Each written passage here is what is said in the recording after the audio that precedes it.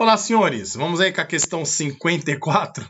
Vocês ficaram olhando minha imagem aí comigo em silêncio, não me toquei que estava aberto já. Vamos lá.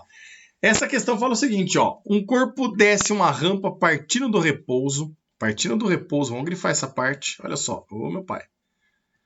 Partindo do repouso, na posição indicada na figura a seguir. Senhores, se ele está partindo do repouso aqui, é porque nesse ponto ele só tem energia potencial gravitacional, certo? Aí esse corpo vai descer a rampa. Vamos imaginar que essa rampa continuasse, que a rampa não parasse aqui nesse pontinho que eu vou rabiscar de preto, ó. Vocês concordam que a máxima posição que esse corpo poderia chegar seria aqui? Por quê? Porque a energia potencial gravitacional iria se transformar em energia cinética. E a energia cinética iria se transformar novamente em potencial gravitacional, obviamente, dando a mesma altura ao ponto de chegada, a mesma altura que ele tinha no ponto de saída, já que ali ele estava em repouso. Certo ou não? Porém, olha que bacana. Nós sabemos que esse corpo, a hora que chegar aqui, ele não vai despencar, certo? Muito menos já fazer uma curva abrupta assim, ó, e já cair no ponto 2. Então a gente pode desprezar o ponto 1 e o ponto 2. Agora, entre os pontos 3, 4 e 5, por que a alternativa correta seria o ponto 3? Peão, o 5 até entendo. O 5, a caixinha ia ter que passar uma altura acima desse nível aqui, essa linha pontilhada. E ele não tinha energia potencial gravitacional suficiente para poder alcançar. Por isso que o ponto 5 está errado. Mas por que não o ponto 4? Senhores, o ponto 4 não, sabe por quê?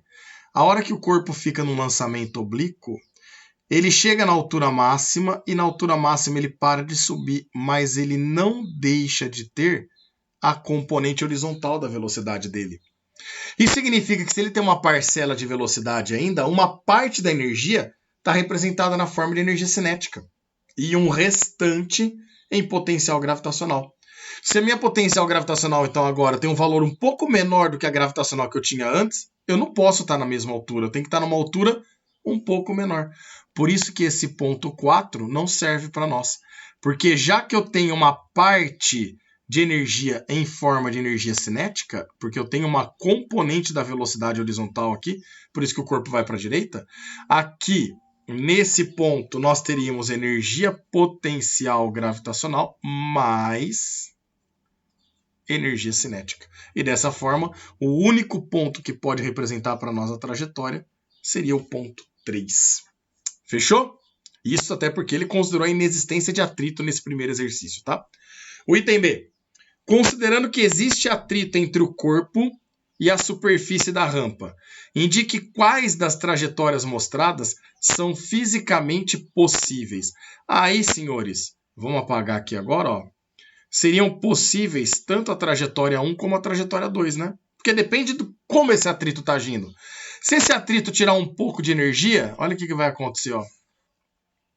Se esse atrito tirar um pouquinho de energia, ele vai descer, vai ser lançado, e aí como ele tem um pouco de velocidade ainda, ó, ele cai na posição 2.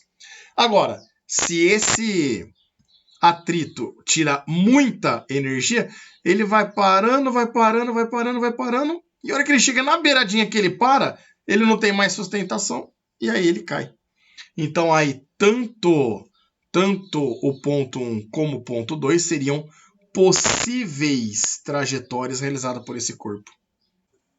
E o caso 3, senhores, também seria possível nesse item B, né? Porque, como ele não deu altura para nós ainda, a gente não sabe se esse caso 3 tem altura suficiente para ele chegar perto, né? Caso fosse um sistema não conservativo, como foi ali no item A que nós analisamos.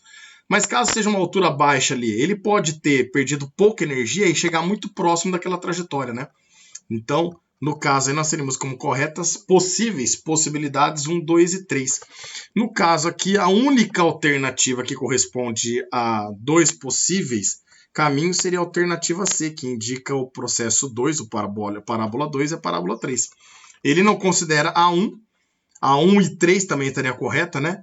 Mas a gente pode considerar 1 como correta também em função dessa situação, né? Imagina que ele chega na beiradinha e para. E aí, em função dessa beiradinha ter perdido o apoio, ele começa a cair, né? Ele despenca. Mas as melhores alternativas aqui seriam para nós o caso 2 e o caso 3, que dá a alternativa C. Fechou?